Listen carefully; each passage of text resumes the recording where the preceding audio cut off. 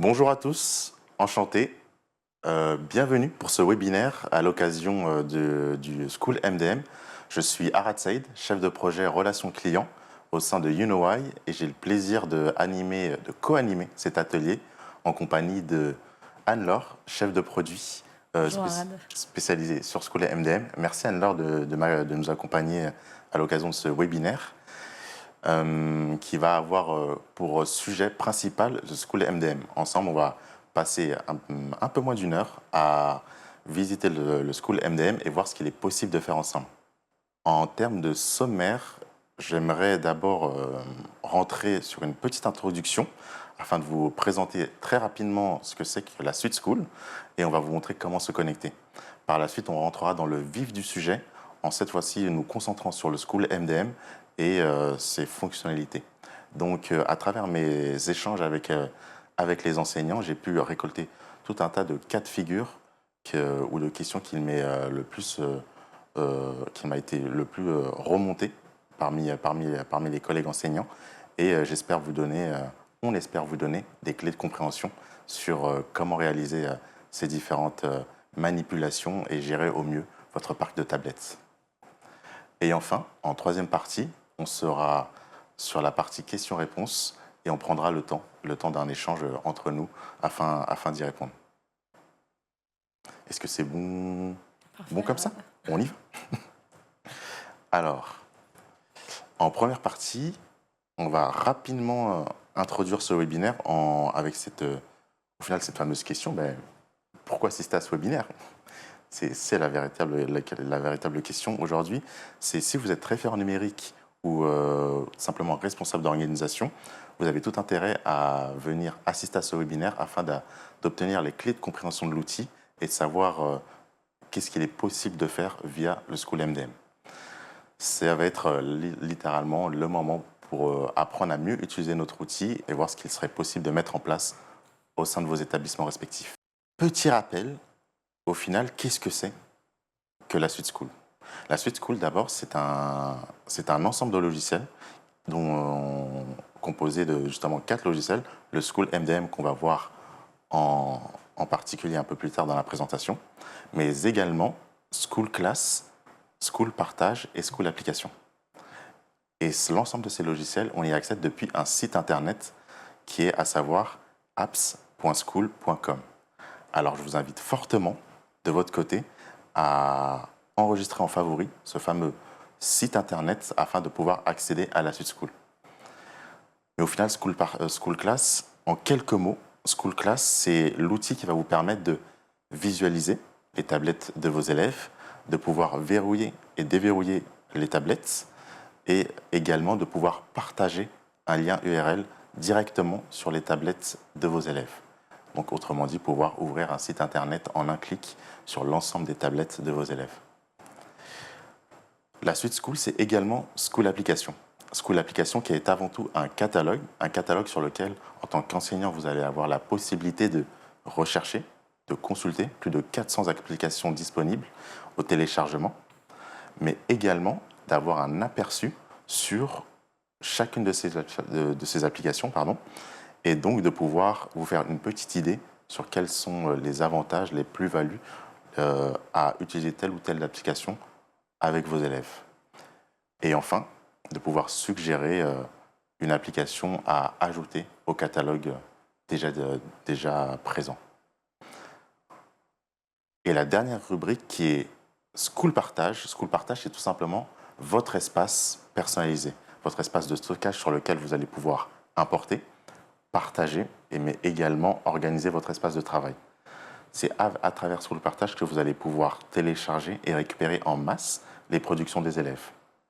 C'est quelques logiciels qui ont chacune leurs particularités et leurs avantages et donc que vous allez pouvoir utiliser lors de vos séances avec les élèves. C'était un petit rappel qui était bon de mettre en avant et je vous propose d'enchaîner sur, au final, la première étape qui est à savoir comment on se connecte. Comment on se connecte à la Suite School? Comme je vous l'ai dit, ça va être pour les enseignants, à travers un PC. Alors, Anne-Laure, je précise qu'il est possible d'y accéder depuis également une tablette, mais nous conseillons plutôt d'utiliser le PC pour des simplicités de navigation qui, sur le PC, c'est tout simplement mieux de passer par là en tant qu'enseignant. Et donc, c'est depuis le site internet apps.school.com que vous allez pouvoir accéder au School MDM et donc rentrer sur ces différentes rubriques. Et d'ailleurs, Anne-Laure, on peut y accéder depuis n'importe quel navigateur. Effectivement, on peut y accéder depuis n'importe quel navigateur, mais nous recommandons fortement d'utiliser Chrome comme navigateur et également d'enregistrer l'URL dans vos favoris pour y accéder plus simplement. Et j'ajoute également que vous pouvez accéder du coup à la suite depuis chez vous également. Merci pour cette précision. Alors, une fois dessus, vous allez pouvoir accéder à School MDM, comme on l'a dit, et donc avoir accès à la fenêtre d'authentification. Alors, la première étape, elle est assez simple, ça va être de renseigner au final votre établissement à travers les premières lettres de son établissement, de son collège, ou éventuellement le nom de votre ville. La deuxième étape, celle-ci va consister à renseigner vos identifiants. Alors, petite précision, les identifiants prennent systématiquement le même format, à savoir première lettre du prénom, point nom. Et en cas de mot de passe oublié, vous avez une petite fenêtre ici, un petit encadré, où il est possible de cliquer sur mot de passe oublié. Et à ce moment-là, vous aurez la possibilité d'indiquer votre adresse mail académique afin de recevoir un lien de réinitialisation de mot de passe. En tant qu'enseignant, au final, ça reste assez simple. Vous pouvez réinitialiser votre mot de passe à tout moment. Donc, c'est déjà les premières étapes qui vont vous permettre, en tant qu'enseignant, d'avoir accès à l'ensemble de la suite School, mais également à School MDM. En deuxième partie, j'aimerais cette fois-ci qu'on prenne plus de temps afin de se concentrer sur le School MDM. Quelles sont ses particularités? Qu'est-ce que c'est que cet outil? Notamment un nouvel outil pour, j'imagine, certains de nos participants aujourd'hui. Et afin d'explorer ce qu'est le School MDM, on va d'abord passer dans une première phase qui va être une vision assez globale de l'outil, puis on rentrera en détail sur qu'est-ce qu'il est possible de faire et de mettre en place concrètement depuis votre établissement. C'est à travers les échanges et les rencontres avec les différents enseignants que j'ai pu récolter tout un ensemble de retours et j'espère qu'on sera le plus exhaustif possible pour répondre à l'ensemble de vos questions. Alors, rentrons dans le vif du sujet. Le School MDM. La première étape, au final, ça va être de se poser la question, mais au final, c'est quoi les fonctionnalités et les rôles dans le MDM? En termes de rôle, on va trouver deux rôles majeurs. Donc, le premier rôle qui va être responsable d'organisation et le deuxième rôle qui va être gestionnaire de périphérique. Quelle est la différence entre ces deux rôles?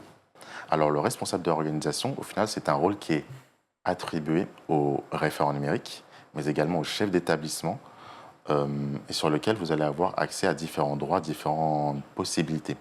À savoir notamment, vous allez avoir accès à l'ensemble des établissements sur lesquels vous êtes affilié, mais également, vous allez avoir accès à l'ensemble des groupes créés au sein de l'établissement, avec la possibilité de pouvoir interagir et donc de lancer différentes configurations. Alors, les configurations, c'est une notion qu'on va aborder un peu plus tard ensemble, vous expliquer quelles sont les différentes configurations possibles et ce qu'il est possible de faire. À la différence, le gestionnaire de périphérique est un rôle qui est dédié cette fois-ci aux enseignants, professeurs, sur lequel vous allez avoir, en tant que gestionnaire de périphérique, accès uniquement à l'établissement sur lequel vous êtes affilié, mais également de pouvoir avoir des actions possibles uniquement sur les groupes que vous aurez créés. Vous aurez pour finir un accès plus limité cette fois-ci aux configurations possibles de lancer. Le responsable d'organisation, c'est avant tout pour les référents numériques et ça vous donne accès à un ensemble de droits, à beaucoup plus de droits qu'un gestionnaire de périphérique. Le School MDM, c'est l'outil qui permet de piloter vos tablettes. Donc, ça va vous permettre de réaliser différentes actions qui va être notamment gérer son établissement, gérer ses comptes utilisateurs, que ce soit aussi bien pour les élèves que les enseignants, gérer les tablettes et ajouter un ensemble de configurations sur l'établissement. Ainsi que, et là je le précise, c'est très important, installer des applications. Ce n'est pas via School Application qu'on installe des applications, mais c'est via le MDM. Et à travers le MDM, vous allez retrouver au final des rubriques clés qu'on va pouvoir aborder Dès maintenant. dès maintenant. Tout à fait. Donc, les 4 principales rubriques que vous serez amené à utiliser dans le MDM. Donc, on va avoir la rubrique établissement, donc dans le menu latéral qui va se trouver. Donc, la première entrée que vous allez pouvoir cliquer, c'est établissement et qui regroupe donc toutes les informations principales sur votre ou vos établissements qui sont associés à l'organisation à laquelle vous appartenez. Ensuite, on a la catégorie utilisateurs qui, là, va regrouper la liste complète des comptes des utilisateurs qui sont associés à l'établissement ou à vos établissements.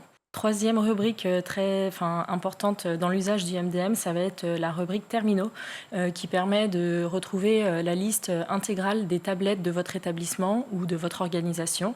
Et enfin, la catégorie groupe de terminaux va aussi être très utile dans l'administration des tablettes puisque vous allez pouvoir créer des groupes de tablettes pour votre établissement et ainsi déployer des configurations comme on va le voir juste après.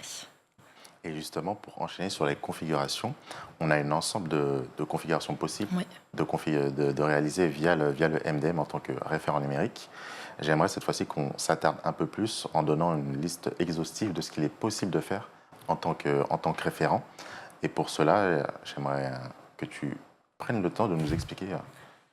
Alors, effectivement, dans le MDM, vous allez pouvoir configurer des groupes avec finesse et avoir accès à une liste assez exhaustive des configurations possibles. Donc, la première, ça va être l'installation d'une application.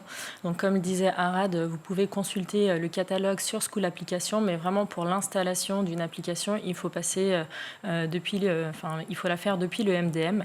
Et donc, ça va être une des principales configurations qui sera réalisable sur les groupes de terminaux. Donc vos groupes de tablettes ou également, on le verra un peu plus tard, de manière individuelle sur un terminal aussi. Autre configuration intéressante à connaître, c'est le blocage. Donc, vous pouvez bloquer une application Android. Donc, le catalogue et les différentes applications qui sont disponibles vont s'afficher sous forme de liste et vous pouvez sélectionner une application Android que vous souhaitez bloquer pour éviter l'usage ou l'installation de ces applications pendant qu'on utilise les tablettes. Il est bon à savoir que lorsque vous bloquez une application, ça va aussi entraîner la désinstallation de celle-ci. Troisième type de configuration que vous pouvez réaliser depuis le MDM, ça va être la gestion des raccourcis web. Donc là, ça vous permet d'installer et de désinstaller un raccourci sur le bureau des tablettes. Si vous souhaitez, par exemple, rajouter un raccourci vers Wikipédia, par exemple, vous pouvez donc le programmer depuis la configuration gestion des raccourcis web.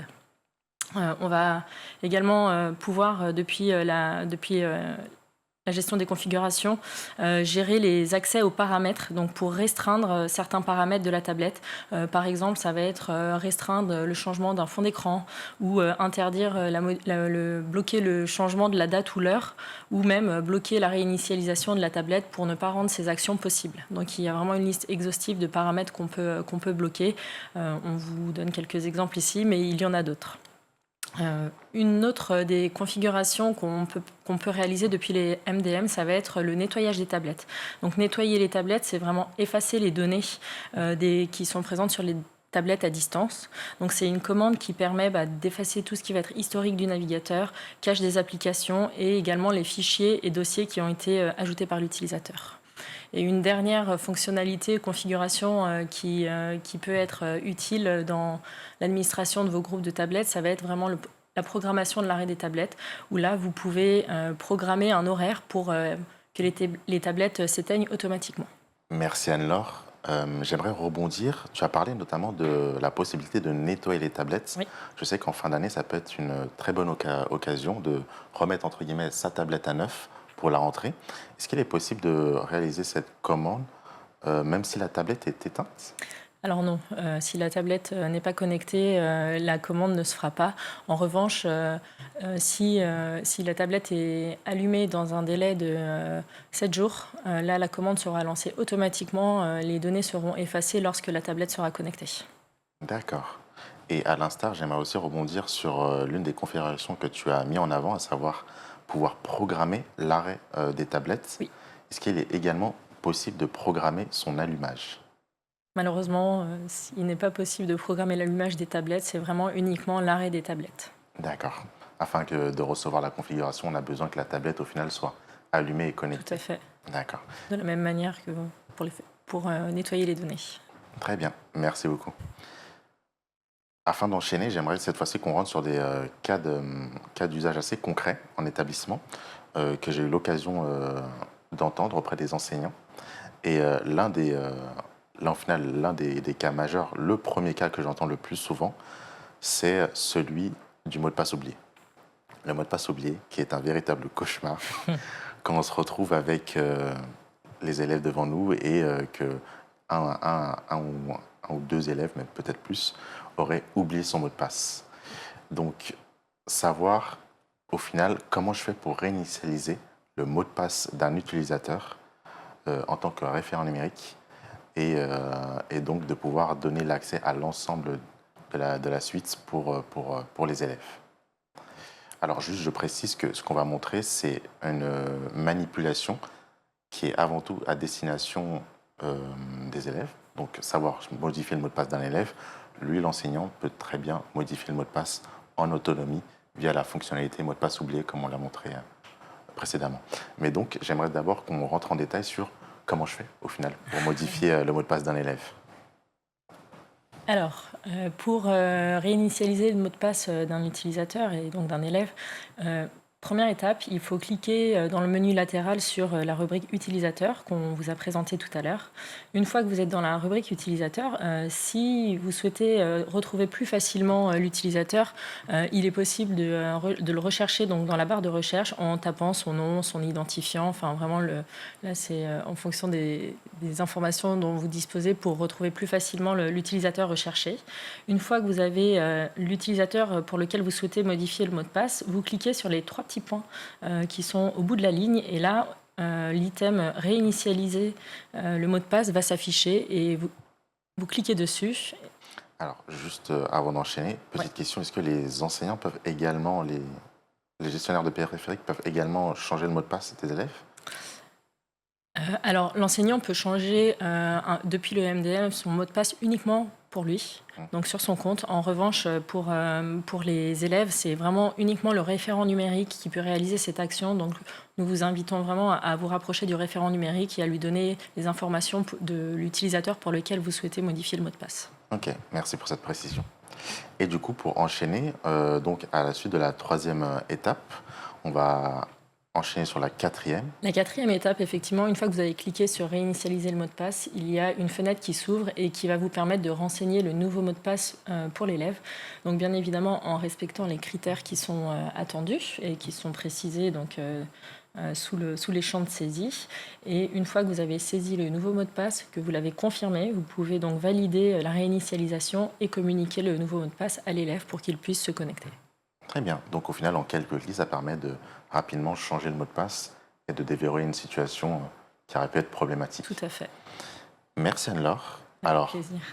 j'aimerais enchaîner sur un autre cas de figure. Aujourd'hui, on a parlé de configuration. Donc avec la possibilité de gérer son parc, de le configurer, de le paramétrer. Et je me retrouve dans la situation où un collègue enseignant est allé sur School Application, a pu visiter le catalogue, se faire une petite idée de ce qu'il était possible de télécharger sur la tablette et me dit aujourd'hui qu'il aimerait bien ajouter telle ou telle application. Donc en tant que référent numérique, vous allez avoir la possibilité du coup de répondre à sa demande en allant sur le MDM. Et donc le deuxième cas de figure assez emblématique, c'est de savoir au final comment je fais en tant que référent numérique pour installer une configuration au global, mais plus particulièrement comment je fais en tant que référent numérique pour installer une application.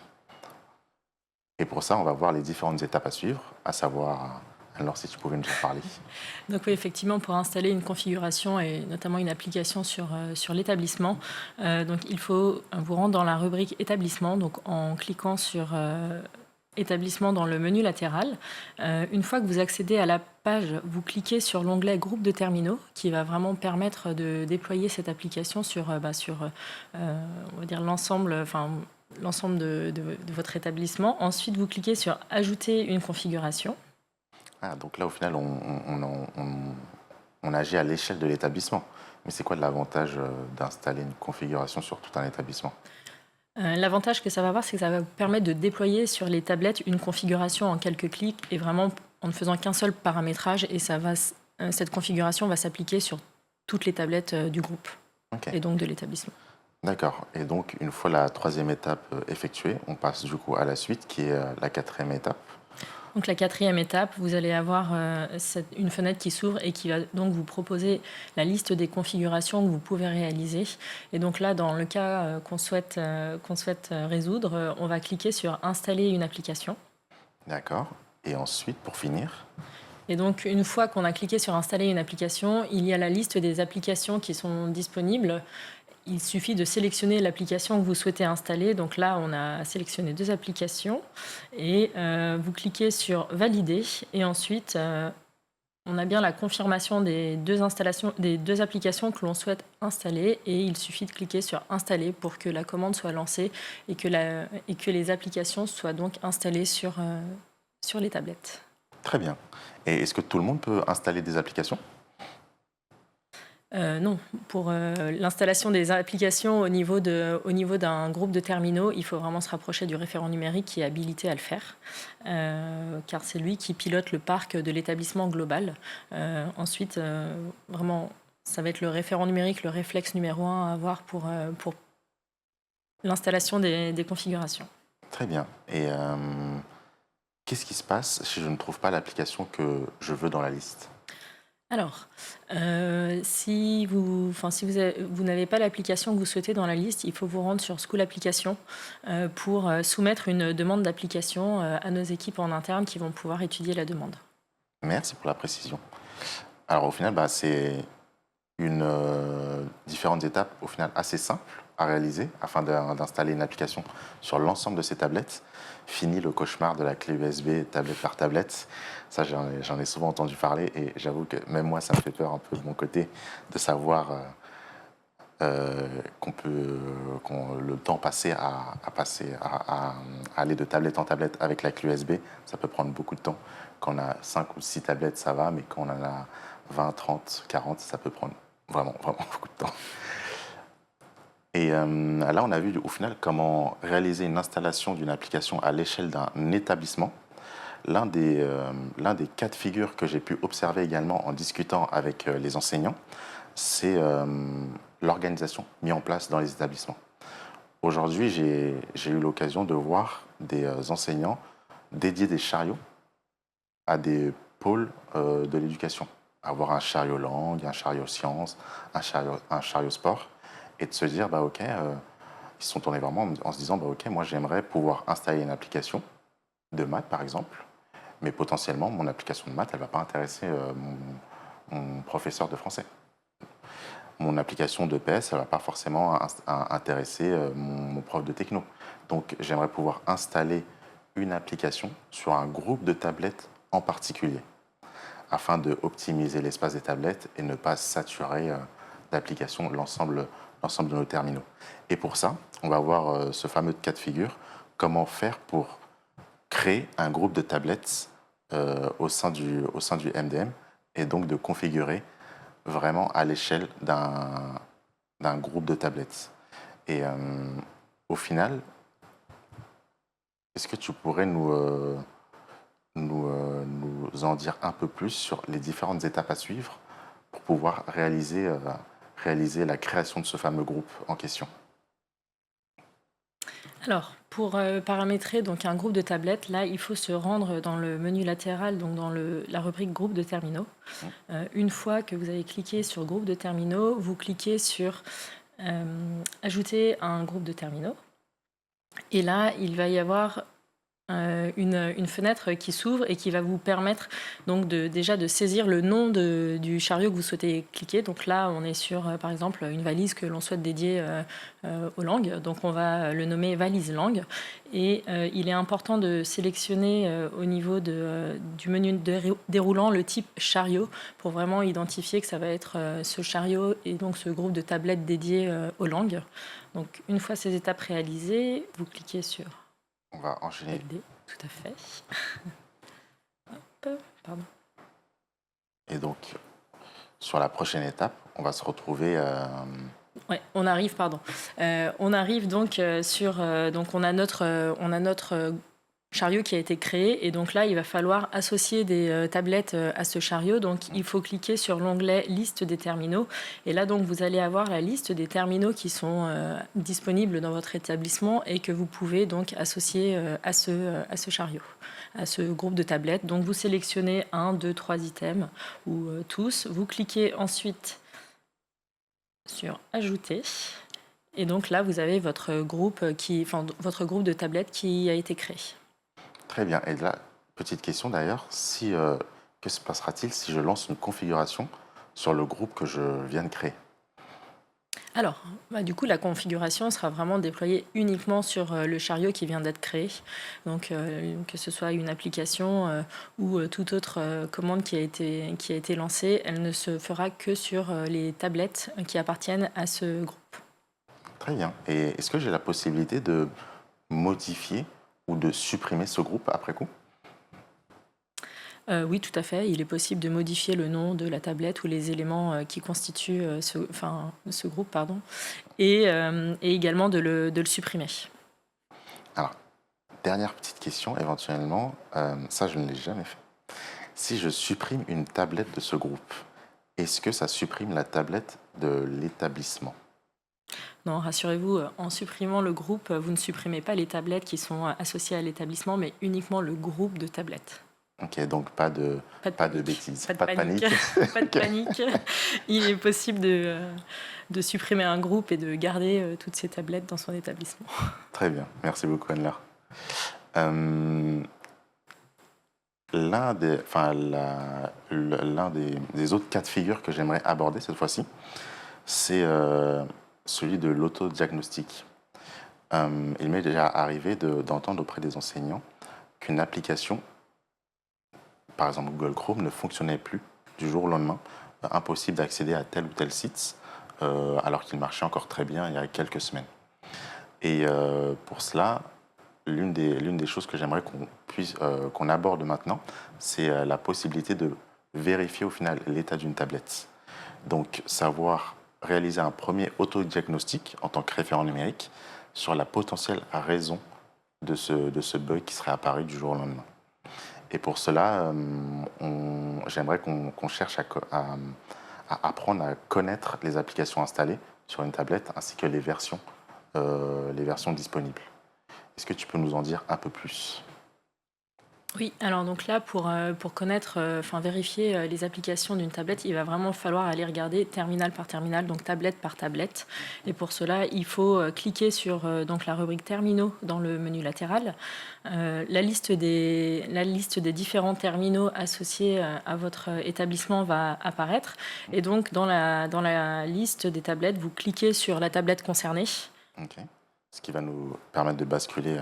Sur le détail du coup de la tablette et vous cliquez donc sur l'onglet applications installées, donc c'est le deuxième onglet que vous trouverez et là vous avez la liste des applications qui sont installées et déployées sur la tablette et donc là comme Arad tu nous le disais on regarde pour l'application Chrome, donc là c'est vraiment chercher dans la liste Chrome et aller regarder les informations en lien avec l'application et par exemple la date d'installation ou la date de mise à jour. Alors là, pour cet exemple-là, à savoir Chrome, on voit que l'application, pour le coup, a été mise à jour le 21 janvier. Donc, c'est très bien. C'est très bien. Bravo. Mais que se passe-t-il si je me rends compte qu'une application n'est pas à jour? Arad, je vous laisse répondre à cette question. Alors, c'est assez simple au final. C'est que là, on va regarder d'abord la version installée. Donc là, on voit par exemple sur Chrome que la version installée sur la tablette est la 122. Alors la 122, c'est potentiellement la version, bon, pour le coup ça va être la version la plus récente, mais potentiellement on aurait pu se retrouver avec la version 89 par exemple. Et là, on se rend compte que du jour au lendemain, notre application ne marche plus, et que sur cette tablette, après notre autodiagnostic, l'application Chrome en question est sur la version 89 et pas la dernière disponible, à savoir la 122, sur le MDM.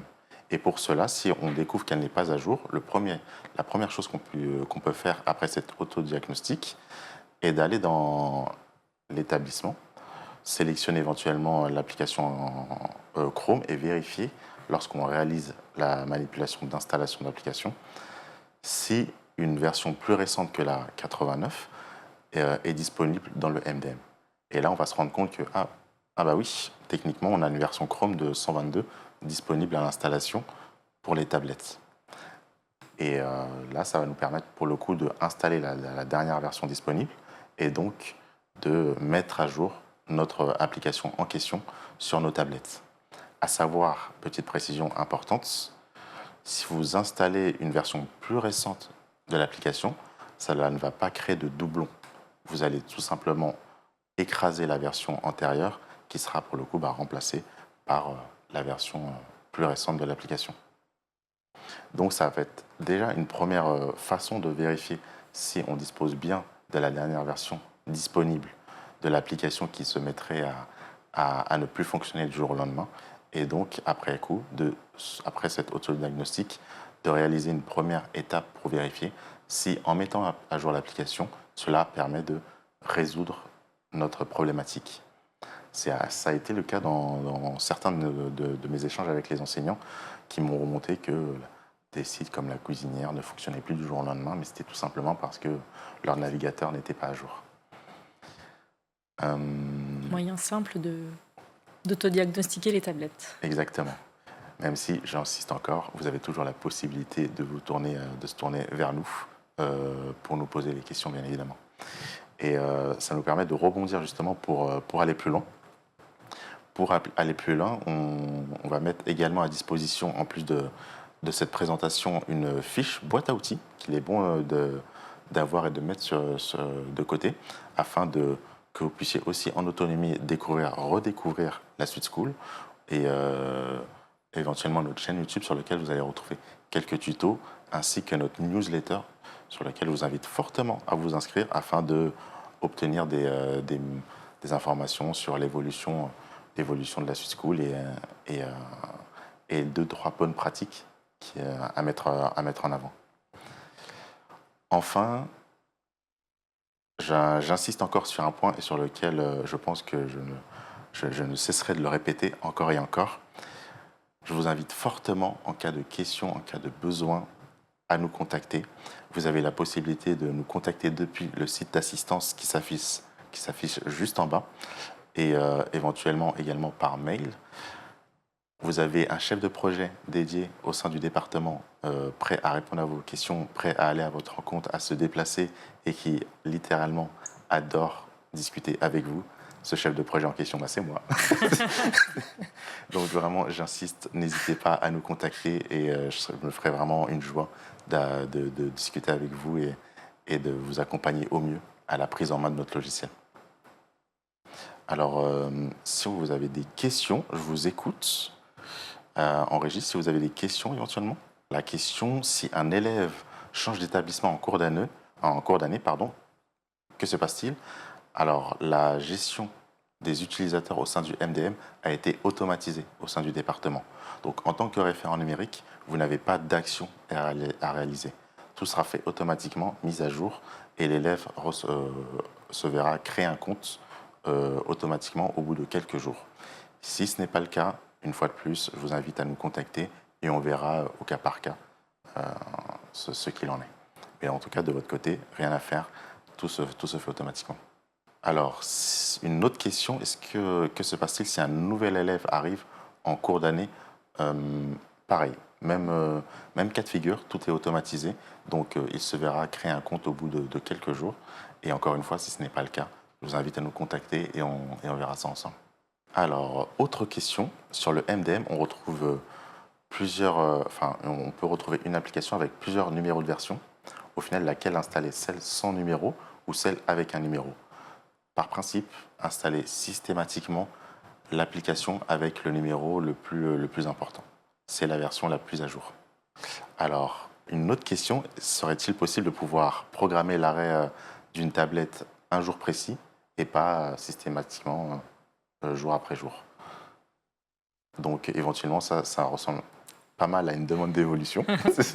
Oui, pour l'instant, il est possible de programmer l'heure d'arrêt des tablettes, mais effectivement, on n'a pas encore la date. Pas encore la date, mais en tout cas, on prend la suggestion et on y réfléchit de notre côté. Alors, en ce qui concerne les élèves, petite précision. Alors, est-ce qu'ils doivent nécessairement passer par mot de passe oublié pour pouvoir changer leur mot de passe?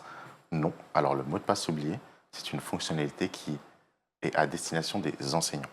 Pour les élèves, le mot de passe par défaut est A, B, C, D, E, F, tout en minuscules.